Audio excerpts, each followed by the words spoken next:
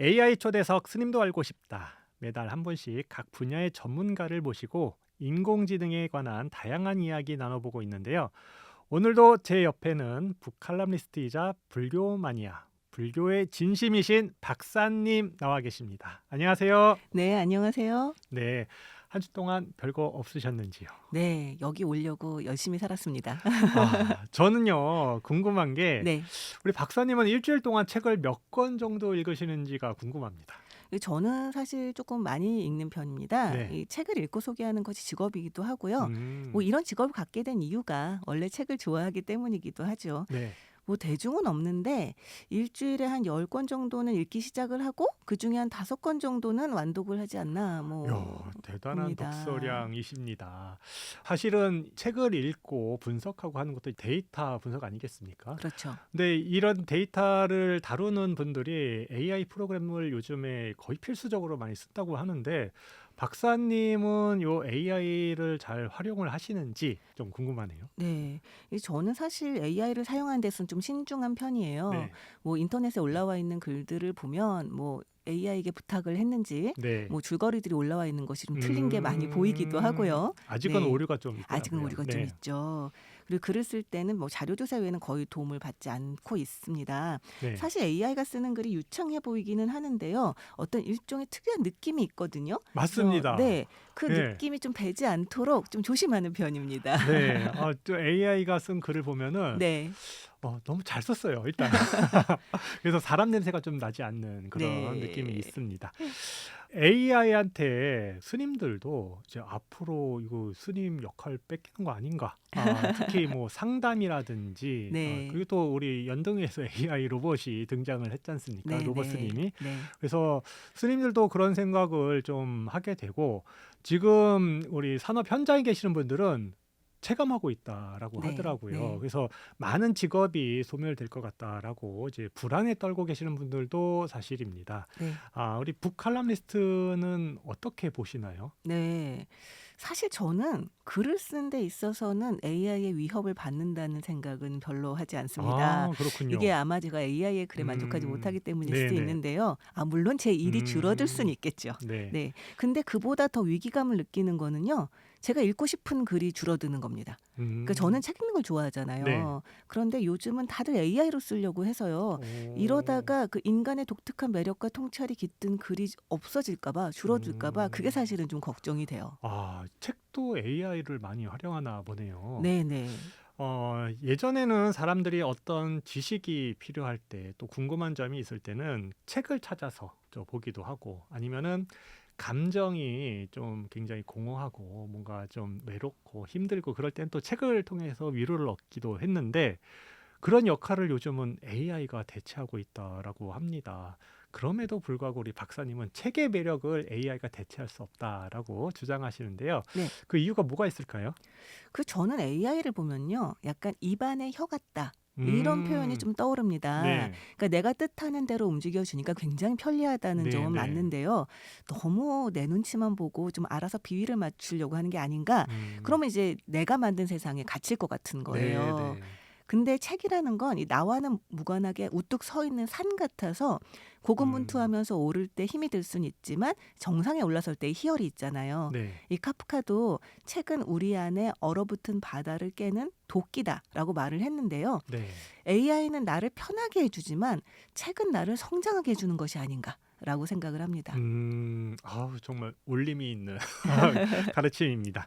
자, 오늘 박사님이 준비해 온 종교와 AI 그리고 인간성에 관해서 생각해 볼 작품은 어떤 건가요? 네, 가지오 이시구로의 SF 소설인 클라라와 태양을 가지고 왔어요. 네. 우리 이 책을 쓴 가조 이식으로 노벨 문학상을 수상한 작가로 유명한데요. 소개를 조금 더 해 주실까요? 이 가지오 이시구로는 1954년 일본의 나가사키에서 태어난 일본인입니다. 네. 그런데 5살이 되었을 때 그 해양학자인 아버지를 따라 영국으로 이주를 했고요. 네. 이후 그곳에서 교육을 받고 영어로 소설을 쓰는 영국의 소설가가 되었습니다. 음. 하지만 일본 정서를 작품에 잘 살리고 있어서 좋은 평가를 받고 있어요. 네. 남아있는 나날, 뭐 나를 보내지 마, 뭐 녹턴 이런 작품을 썼는데요. 그중 여러 편이 영화화가 됐습니다. 이 노벨문학상 외에도 뭐 1995년에는 대영제국 훈장을 받았고요. 이 네. 3년 뒤에는 프랑스 문예 훈장도 받았습니다. 이 노벨문학상을 받았을 때 이 할리먼에서는 그분을 이렇게 평가했다고 합니다.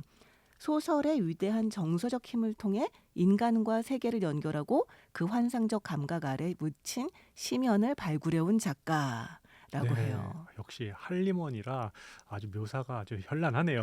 그러네요. 네, 이 책은 2017년도에 노벨문학상, 무려 노벨문학상을 받은 후에 그리고 이 작가가 그 상을 받고 그 다음에 바로 출간한 책이라고 들었는데요.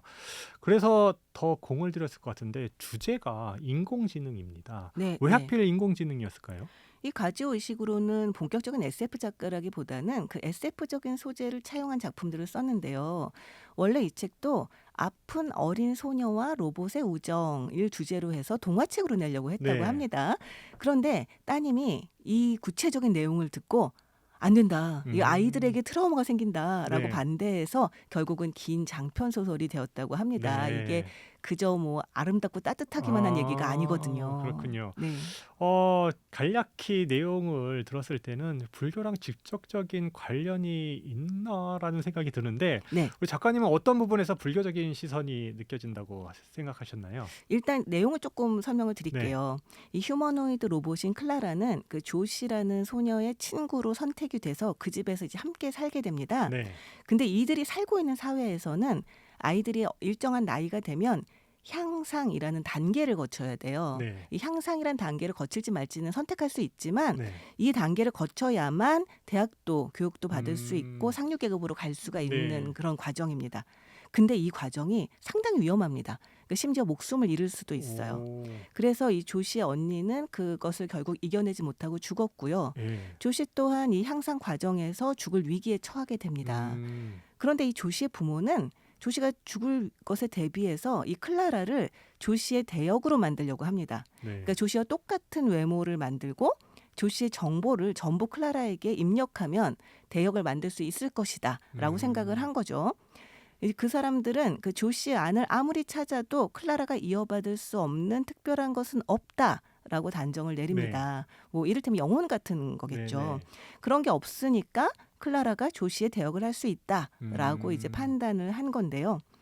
하지만 어쨌든 우여곡절 끝에 조씨는 살아나고 이 향상이라는 과정을 뛰어넘어서 성장을 하게 됩니다. 네. 그리고 쓸모 없어진 클라라는 야적장에 버려지게 되는데 그곳에서 만난 사람한테 이렇게 얘기를 해요. 카팔디 씨는 조씨 안에 제가 계속 이어갈 수 없는 특별한 것은 없다고 생각했어요. 어머니께 계속 찾고 찾아봤지만 그런 것은 없더라고 말했어요. 하지만 저는 카팔디 씨가 잘못된 것을 찾았다고 생각해요. 아주 특별한 무언가가 분명히 있지만 조씨 안에 있는 게 아니었어요. 조씨를 사랑하는 사람들 안에 있었어요. 라고 말을 합니다. 그러니까 부처님의 연기법에 따르면 네네. 이 존재가 있는 게 아니라 관계만 있을 뿐이라고 하잖아요. 사람도 마찬가지로 한 명 한 명이 뭐 영혼을 지닌 존재라 특별하다. 이게 아니라 사람들이 맺고 있는 관계 속에서 그 특별함이 빛나는 게 아닌가 하는데요. 작가가 그걸 저렇게 표현을 했더라고요. 네. 그래서 저 구절을 읽는데 아주 그냥 마음이 찌릿했습니다. 저는 지금 소름 돋았습니다. 네. 야, 우리 결국 인간다움이란 무엇일까라는 질문을 할 수밖에 없을 것 같습니다. 여기에 대해서 우리 작가님은 어떻게 생각하시나요? 정말 많은 걸 생각하게 되더라고요. 그러니까 조씨가 죽을 경우에 대비해서 클라라를 조씨처럼 꾸미려고 하는 그 어머니가 비인간적이라고 할 수는 없거든요. 네. 오히려 그 상실에 대한 어떤 공포라고 두려움? 중생심이라고 보통 표현하죠. 그렇죠. 불교에서는. 그렇죠. 네. 그것도 사실은 인간적인 면이 그렇죠. 있죠. 네. 근데 클라라는 AI고 인간이 아닌데 이 소설 속에서는 또 누구보다 아주 인간적인 모습을 보여줍니다. 정말 사랑으로 충만한 모습을 보여주고 그러게요. 있어요. 네, 그래서 정말 독자분들도 이 책을 한번 읽어보시고 좀 많은 생각을 해보셨으면 좋겠다라는 생각이 들었습니다. 네. 사실 우리는 기술의 발전으로 더 나은 삶을 꿈꾸잖아요. 우리 네. 클라라 엄마처럼 그렇게 네. 대신할 수 있는 위험을 대신할 수 있는 그런 거를 이제 하기도 하고 하는데 동시에 이 클라라가 자기 딸이랑 점점 이제 비슷해지고 이제 나중에 쓸모 없어지니까 얘가 뭐 어떻게 해야 되나 하는 불안감도 있고 이제 요즘 같은 경우에는 AI 기술 때문에 많은 분들이 내 직업이 없어지는 게 아닌가 라는 제 생각이 들기도 하는데요. 이런 부분에서 AI가 정말 클라라처럼 인간적인 선택을 할 수 있을까요? AI 생각을 어떻게 하겠습니까? 네. 그런데 뭐 사실 지금 같은 경우는 AI 때문에 사람들이 불안해하기도 하지만 네. 또 AI가 뭐 이를테면 사람과 우정을 나누면서 좀 고립감과 불안에서 좀 음. 벗어나게 돕는 면도 있다고들 하잖아요. 네. 이 소설 속에서도 사람과 AI가 서로 구별 없이 우정을 나누기도 하고요. 네. 그런데 결국은 불안과 뭐 두려움, 외로움 이런 것들은요. 정말 스스로의 힘으로 감당할 수 있어야 한다, 인간이. 그런 생각을 하게 됩니다. 네. AI를 너무 두려워해서도 안 되고 네. AI에 너무 의지해서도 안 되고 그 어떤 일테면 중도를 지키는 게 쉽지 네. 않은 일인 것 같아요. 네. AI 로봇이 들어있는 이제 작품들을 이제 소개를 받으니까요. 저는 그런 생각이 들더라고요. 기존에는 없던 새로운 존재가 지금 생겨났기 때문에 사람들이 굉장히 혼란스럽다. 네. 하고 이제 이 존재에 대해서 어떻게 우리가 바라보고 앞으로 이 존재가 어떻게 살아갈 건가에 대한 혼란함이 많은 작품 속에서 이제 그리고 있는 것 같은데요. 이 조시아 클라라 관계도 그런 것 같습니다. 저 마지막 결말이 굉장히 궁금한데요. 클라라는 나중에 어떻게 될까요? 저는 네. 그걸 말하려니까 마음이 미어집니다. 네. 이 직접 읽어보시면 좋겠습니다. 네. 왠지 비극적인 것 같습니다. 우리 요즘 실제로 인공지능과 사귀거나 인간적인 교류를 하는 사례가 많아지고 있다고 합니다. 그래서 진짜 그 사람 친구와의 교우 관계보다는 인공지능과 대화해서 더 편안함을 많이 느끼기도 하고 더 나아가서는 이성 간의 관계도 인공지능을 통해서 이제 해결하기도 한다라고 합니다. 감정적인 그 만족감을. 여기 나오는 클라라처럼 늘 좋은 역할을 하는 건 아닐 것 같은데 그래서 영화 같은 데서는 굉장히 또 디스토피아적으로 이제 그려내는 경우도 많이 있잖아요. 그래서 이 인공지능 AI를 어떻게 우리가 경계를 하고 또는 어떻게 좀 받아들여야 될까 참 화두인 것 같습니다. 작가님은 어떻게 생각하십니까? 그 AI가 네. 굉장히 위안이 되는 부분이 있지만 그 사용자의 비위를 맞추다 못해서 부정적인 생각을 부추겨서 자살까지 이어진 사례도 있고요. 네. 그렇지 않더라도 잘못된 생각을 강화하게 해주는 등의 문제들이 사실 발생을 하고 있잖아요. 그렇죠. 그래서 저는 생각의 균형을 유지하기 위해서는 AI뿐만이 아니라 더 많은 대상과 더 폭넓은 대화를 하는 게 중요하지 않을까라는 생각이 듭니다. 네. 다시 말하면 책을 읽으세요. 너무 의지하면 안 될 것 같고요. 네네. 정말 상호 보완적인 관계로 가야 될 것 같습니다. 네. 벌써 마칠 시간이 다 됐네요. 사랑과 자비라는 건 인간에게만 해당되는 영역인 줄 알았는데요. 이 책을 살펴보니 어쩌면 다른 관계 속에서도 만들어질 수 있는 게 아닐까 그런 부분도 생각하게 됩니다. 물론 나쁜 방향으로 새지 않도록 조심해야 되겠지만요. 우리 박사님 어떻게 생각하십니까? 그러니까 제가 불교에서 참 네. 좋아하는 것 중에 하나가 이 경계를 허물고 나아가는 힘. 이 네. 불교에는 있는 것 네. 같아요. 그러니까 그게 뭐든 간에 AI든 뭐든 간에 집착하지만 않는다면 괜찮지 않을까요? 그게 핵심이죠. 자, AI 초대석 스님도 알고 싶다. 오늘도 좋은 말씀 나눠주신 북칼럼니스트 박사님 감사드립니다. 다음 주에 다시 뵙도록 하겠습니다. 네, 고맙습니다. 불교와